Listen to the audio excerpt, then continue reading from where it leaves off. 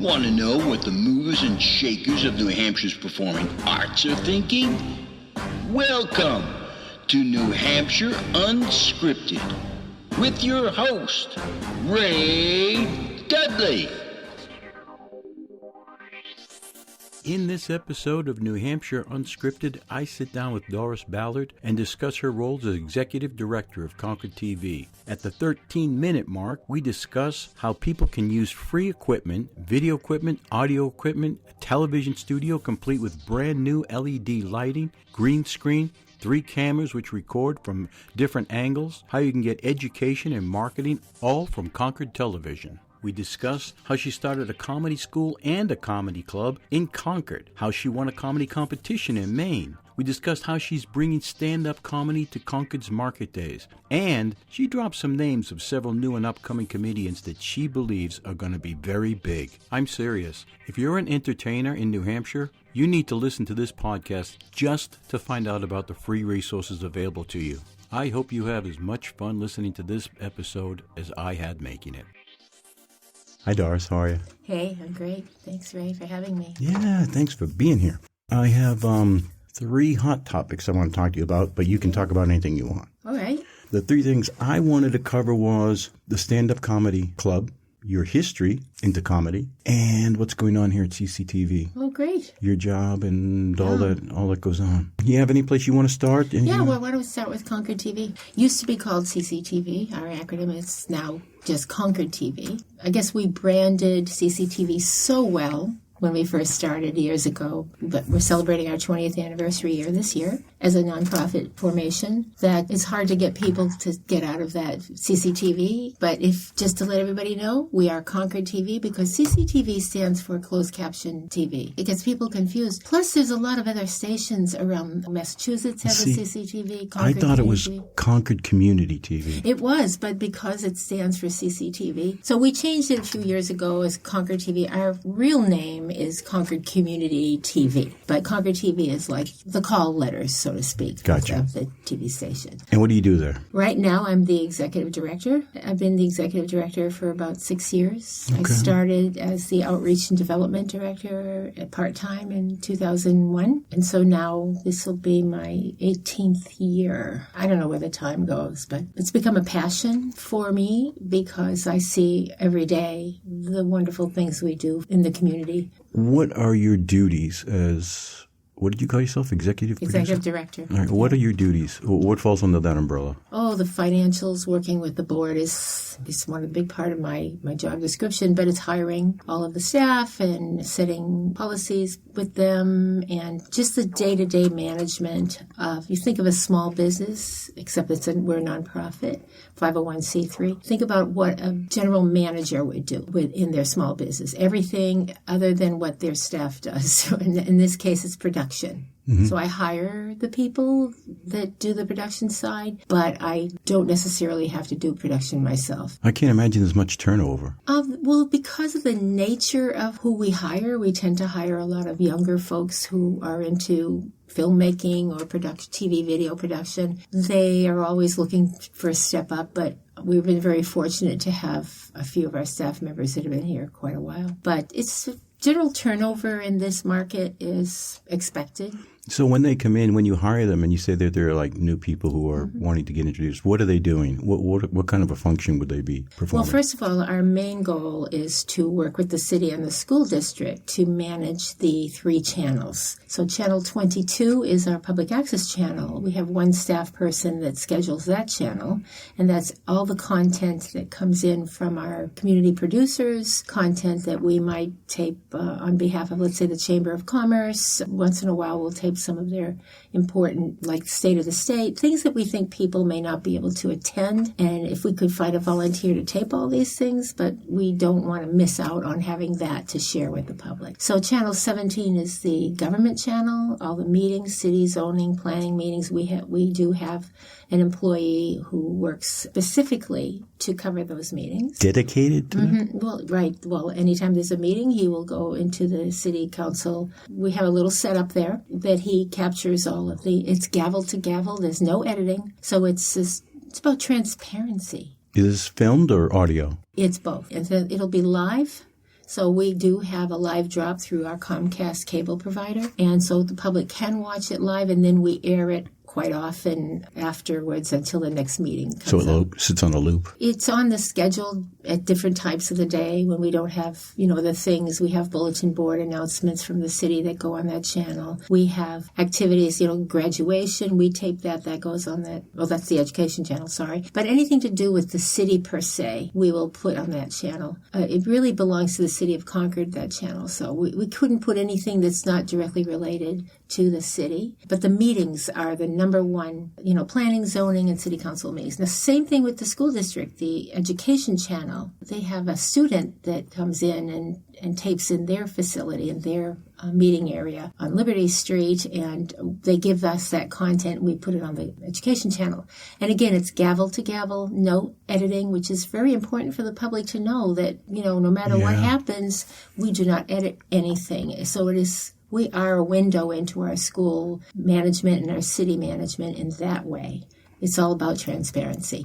And what's great about Concord TV today is that we have it on our channels, of course, but they can put that link up anywhere, on social media platforms. So it could be seen around the world. It can be seen around the world. So we're global. We're not just local. Welcome to the 21st century. It's really exciting. That's what we do. We manage the 3 channels for the city and the school district. And we have a contract with the city and the school district that we receive franchise fee funding, because I know you're going to ask about the funding, right? Of course. So we get 32.5% of the franchise fees every year that comes in through the cable provider to help us with hiring. Most of it goes to hiring, insurance, anything to do with video service, website service. It's very high in production and staffing because of the nature of what we do. So we got $275,000 last year in the budget this year for that. Some access stations get $500,000. The Massachusetts stations get 100% of the franchise fees. No kidding. The franchise fees are run through the state in Massachusetts, so that's a contract they have with them. But the school district gives us free room and board here in the high school. So we have a partnership with both the city and the school district, and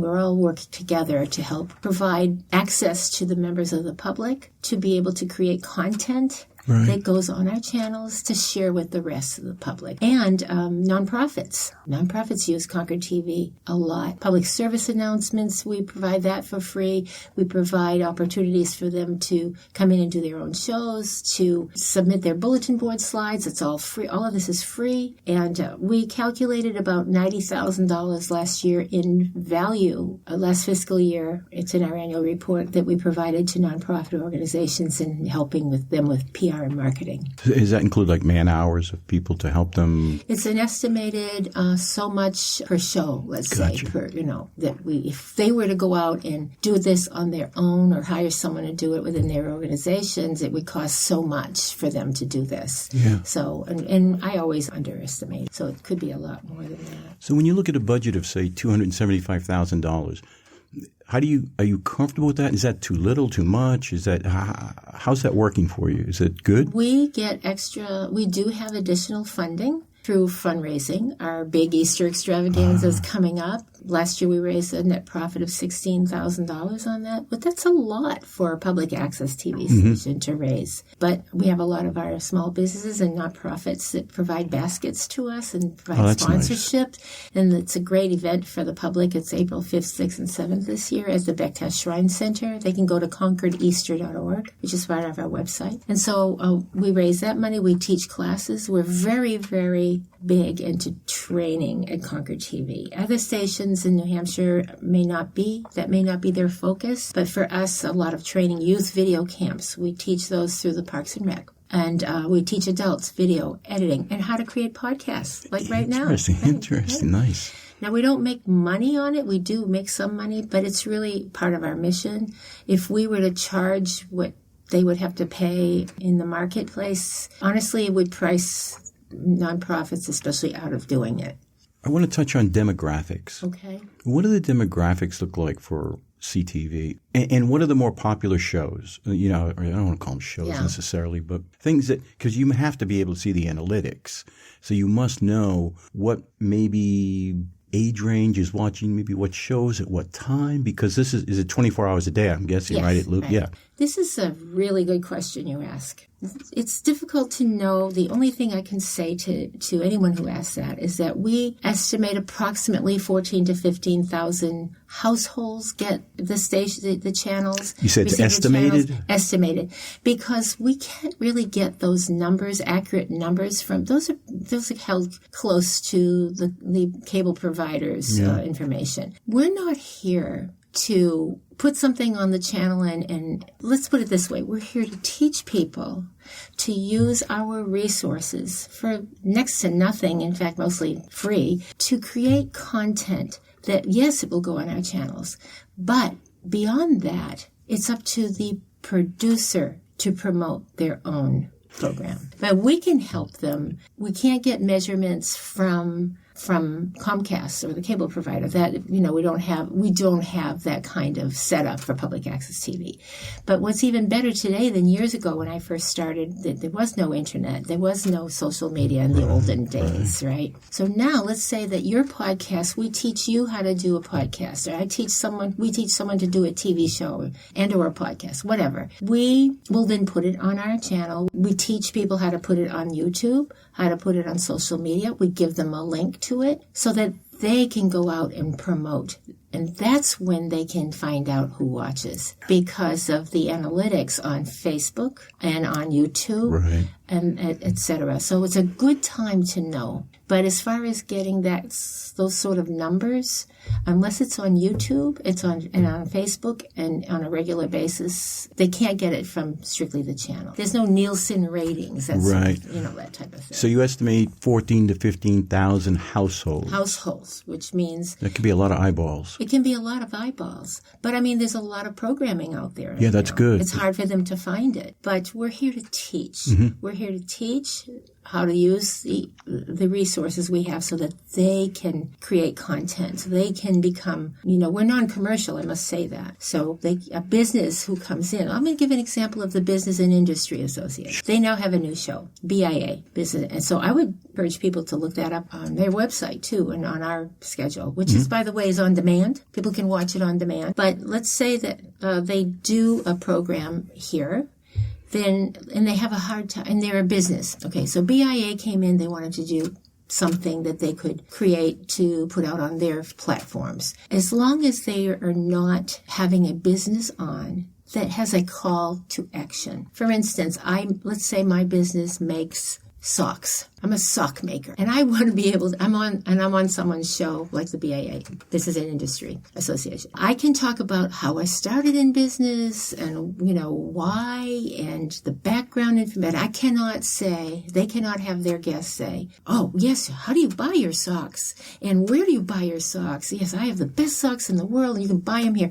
That is the same type of concept as New Hampshire Public Radio, Gotcha. New Hampshire Public Television. If we have an underwriter, we could certainly get sponsorships for Concord TV for underwriting. They could underwrite community conversations, the show that we produce. Anyone can be on that show, but they can't have a call to action. So there are some guidelines that we have to adhere to. People who are listening who are, in my case, I'm focusing on the entertainment industry, but that's not long. But if you are an entertainer, a filmmaker, or somebody in that field, Doris, I would like for you to talk again, but a little bit more in detail. When you say free, teach, what is that encompassing? Let somebody know. You took me through a room in there with equipment, and I was astonished because you said anybody as a Concord resident or who has a Concord resident as a producer of can record. Use that equipment. Talk about, when you say free, what does that mean? You actually will let people use a studio that has 3 cameras, brand new lighting. I want you to get into all that stuff and how that can just be given to somebody who has a concept, an idea. Go ahead and talk about what free means and teaching means. The mission is to provide the tools, which is the equipment, the transmission, which is the channel station, and the training to the public, so that we can put the power of video and TV and now podcast in their hands to tell their stories. Someone has a story. What does that mean? They come to you and they say, I want to do this. I want to do a little 15-minute, 20-minute whatever. You can do show. 2 minutes. That's fine.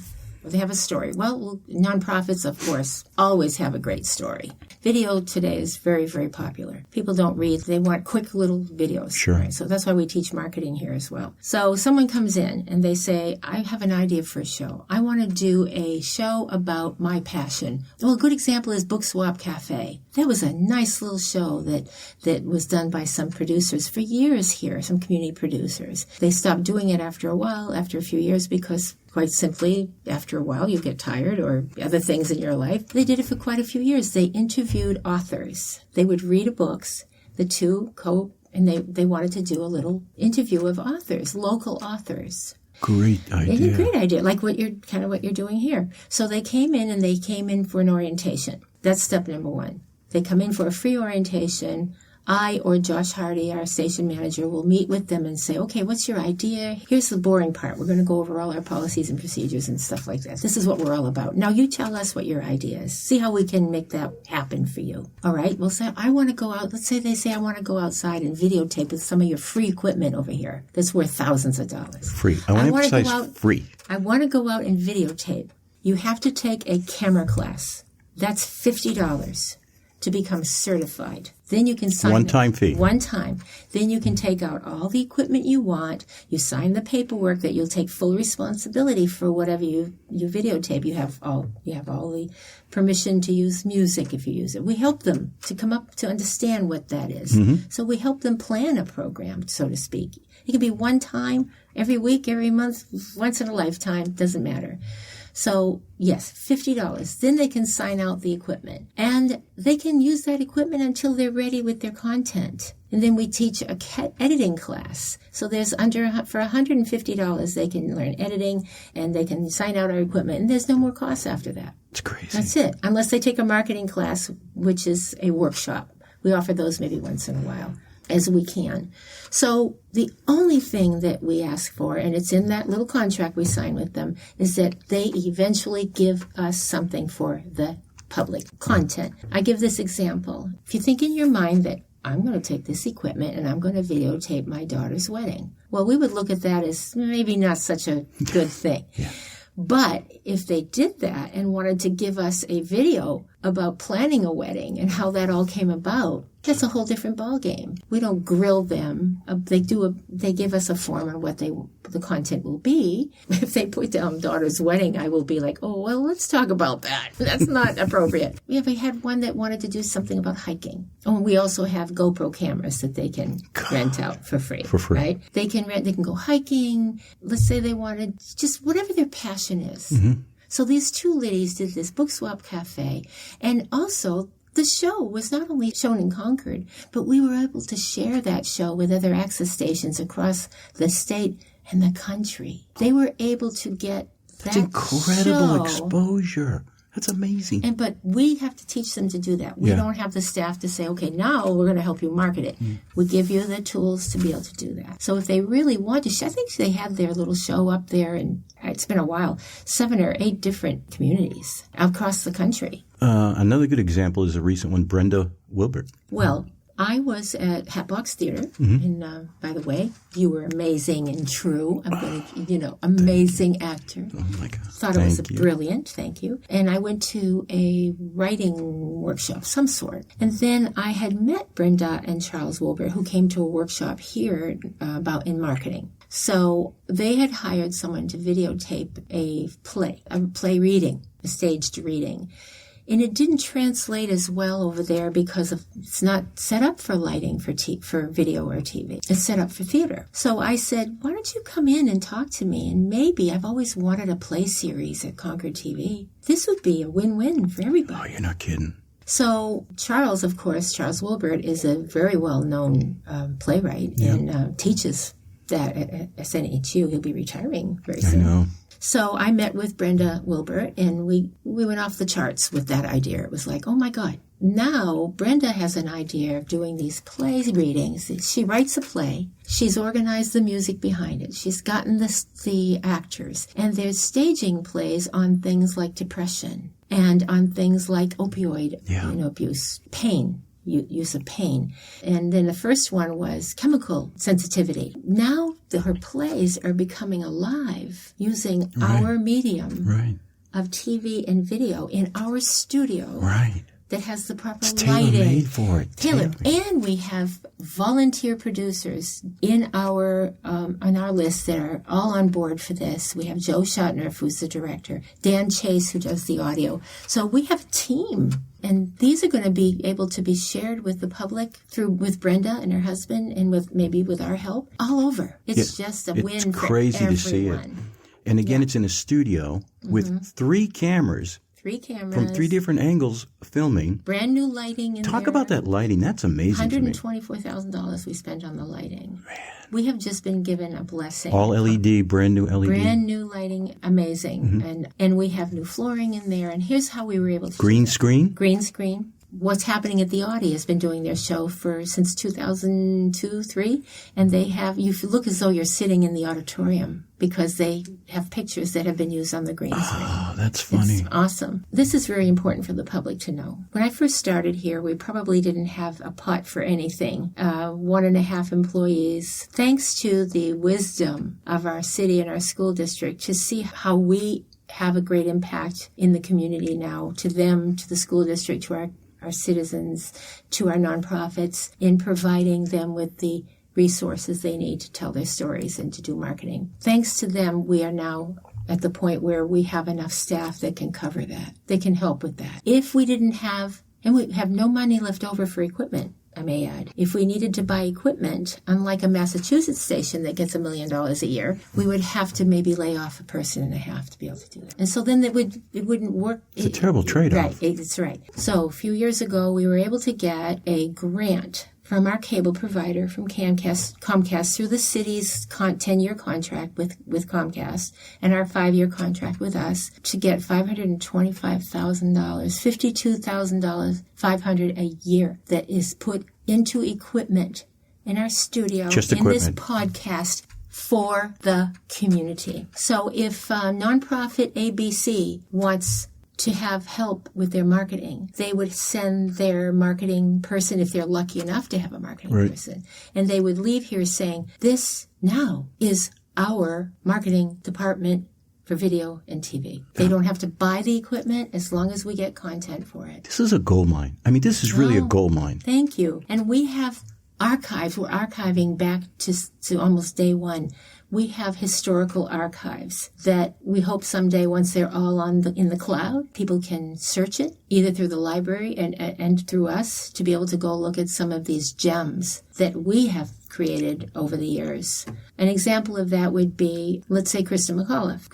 We have at least one footage that we found that Krista was videotaped. And we have, I don't know if you knew M.T. Menino. M.T. Menino was passed away in her early 50s. She was the head of the Capital Center for the Arts. And she was beloved, at the time, because she was very ill. She passed, and we have her first interview here at Concord TV, and that's on archive. Wow. So we're trying to save all of those DVDs that we've been archiving for so many years so that they're not destroyed. So my staff is helping with that.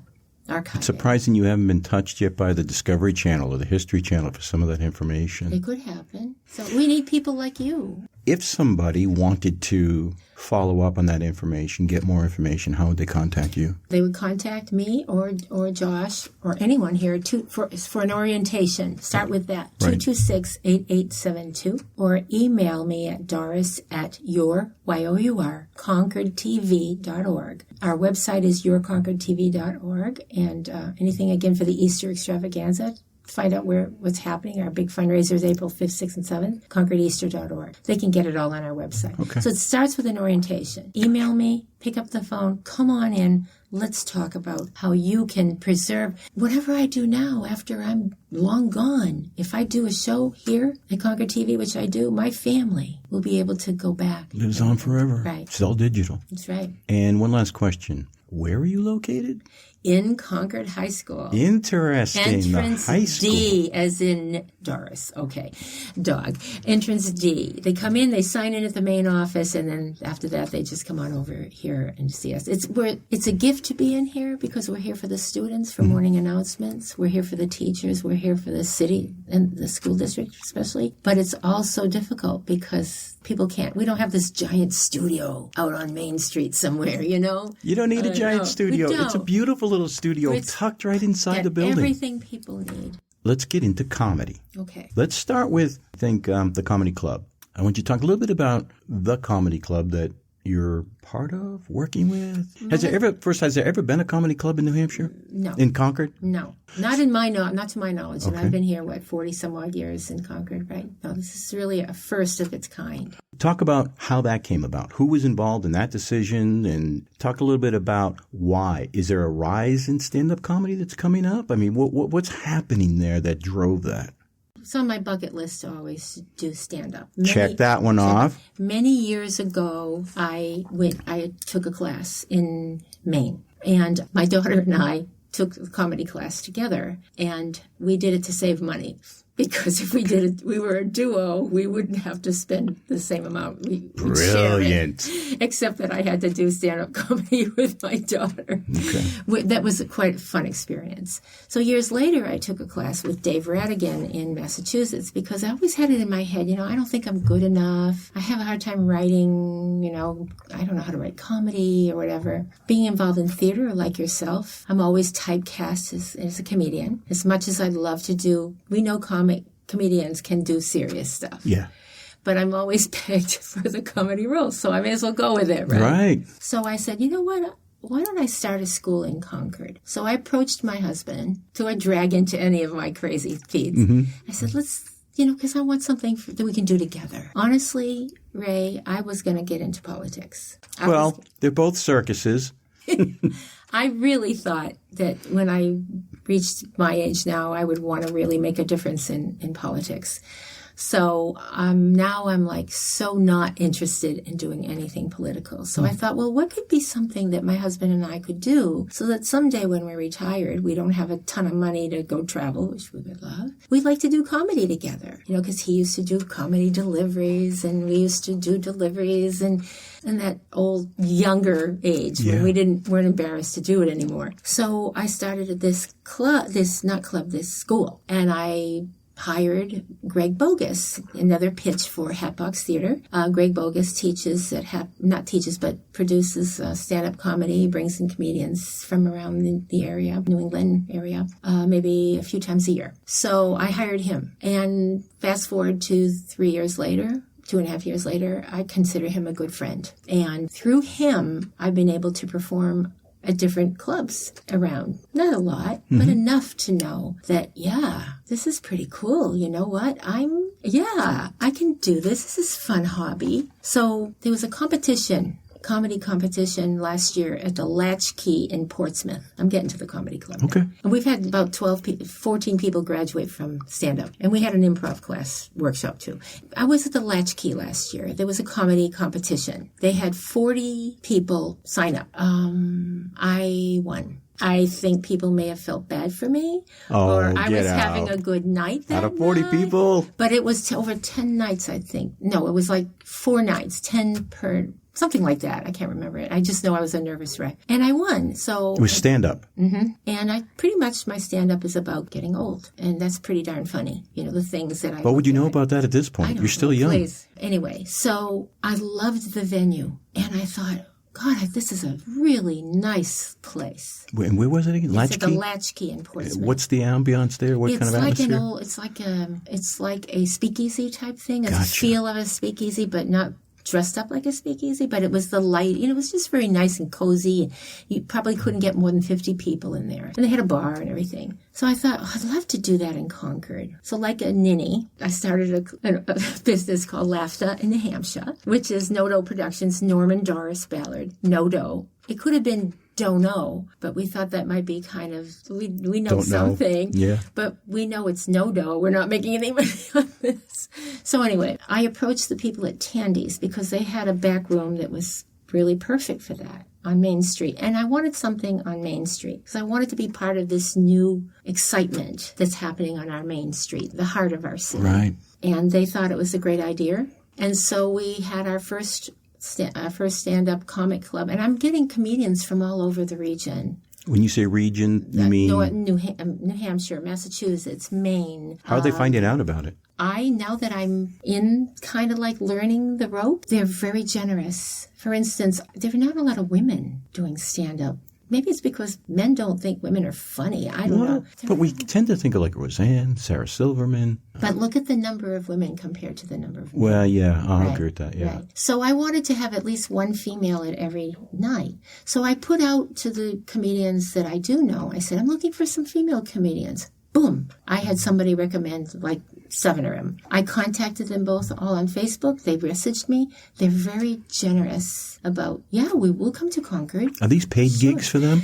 Part of Laughter in New Hampshire is to try to pay our performers something. Yeah. Like a stipend or something. A stipend. I do give a small stipend to the comics who come in to help pay their gas or whatever. They can get a drink there. Yeah, that's generous. But I pay the headliner a little more. I want them to come. I want them to feel... Now, I could be pocketing this money, and my husband's probably going, what did you just do?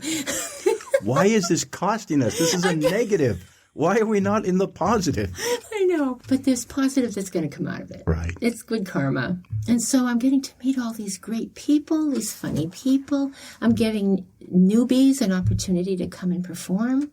The ones that just graduated from the school. Is there an open mic night as well? No, we're not going to have an open mic night. Okay. Open mic is a different animal all on its own. Yeah, I know. I don't censor their material. It's freedom of speech. I censor my own. But it's about bringing the comedy circuit to Concord. Why can't Concord, New Hampshire be seen as the capital city for comedy? I can't think of, I'm not that invested in it, but I can't think of many places that do it locally. I mean, I went to see Greg and his show at the Hatbox, but that's only because I wanted to see his show, but I wouldn't have known where else to go. Right. So we try to bring a musician in if we can. So it's not always, but every now and then we'll bring in a musician to open up. But I think that giving an opportunity for people to embrace comedy in our city, some of them are really making a living doing this. Yeah. Their family. I'm going to give you an example. Steve Scarfo. Well, Greg Bogus, this is what he does. And they're in commercials too. Greg does commercials. Right. Whatever. But Steve Scarfo has a family. His material is very funny. He's family friendly. If you have little kids, you're going to identify to it. He and Greg are going to be performing for the first time. We're going to have stand-up comedy at Market Days. Oh, no kidding. 20th. I met with In Town Concord, new people. They're very, very energetic and dynamic. Market Days is great. And the South End stage, they're trying to get more entertainment. So I said, okay, well, Laughter in New Hampshire, under No Dough Productions, we could have an hour of stand-up. I want family friendly, so I approached both of them. These are good, talented people who are making a living, trying to make a living in this business. Yeah.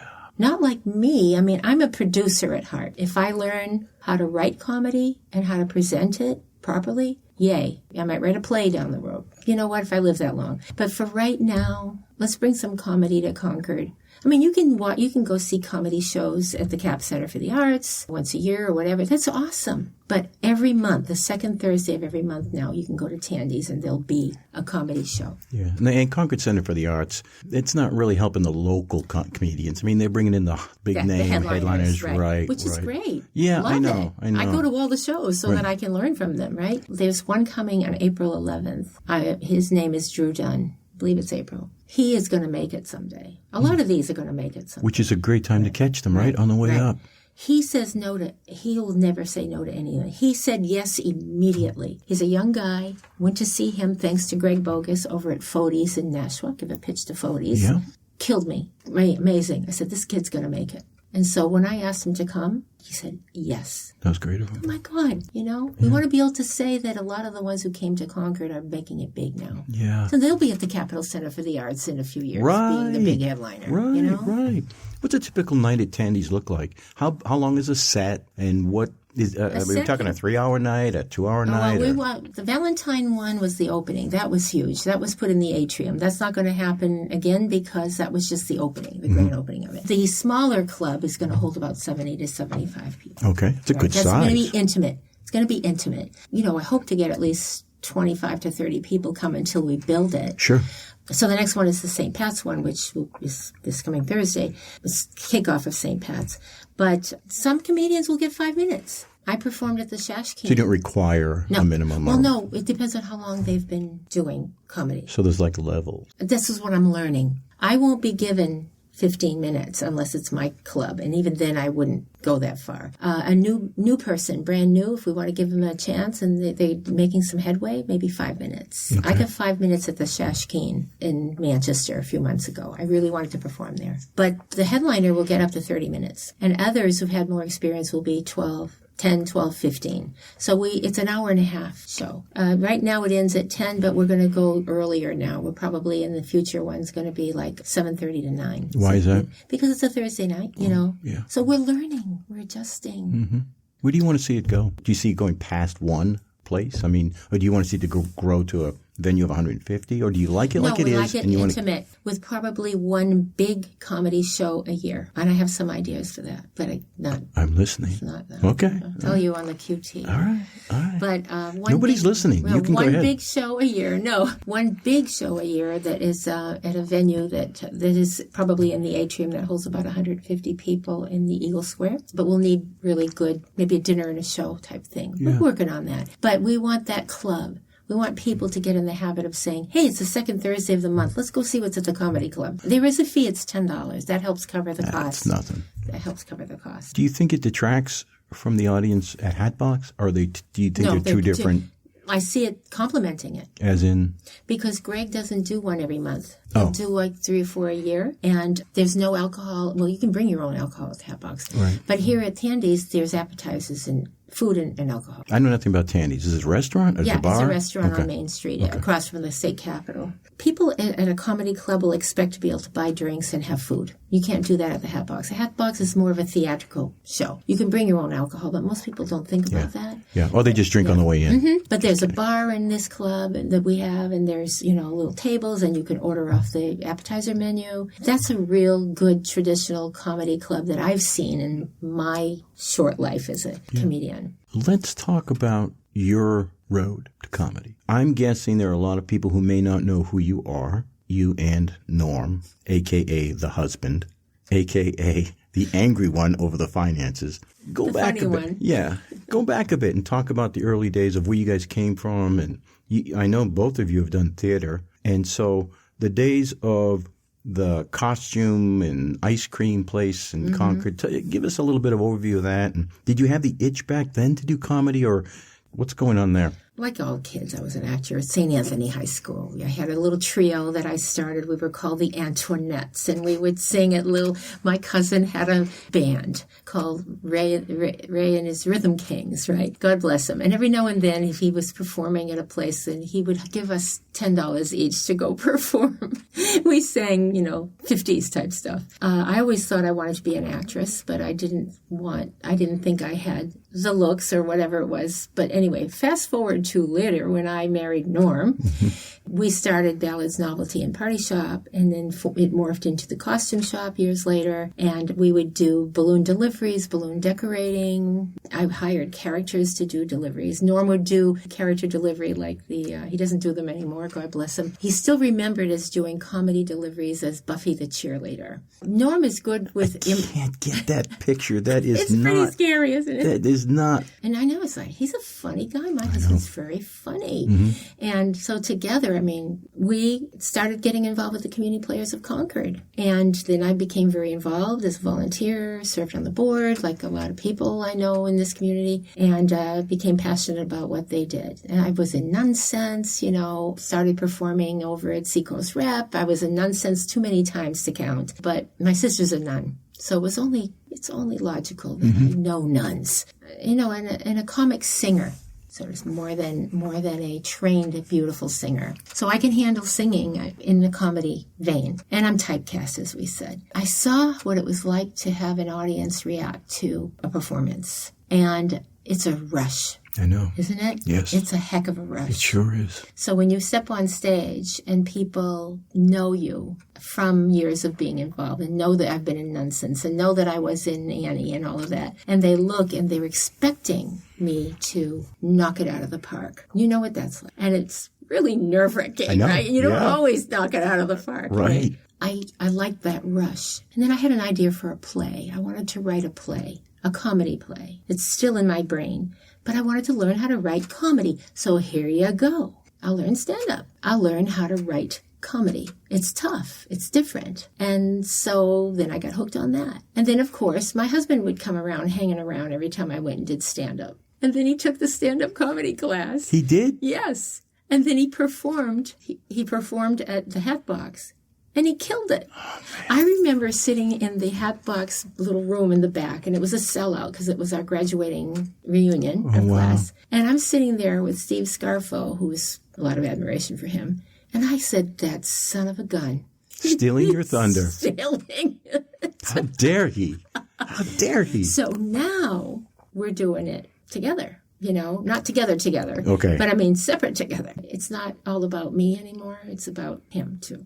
Interesting. Yes. So the family that does stand-up together stays together. Remember that old family that prays together stays together? Yep. Catholic school. Now, is the family that does comedy together or laughs together stays together.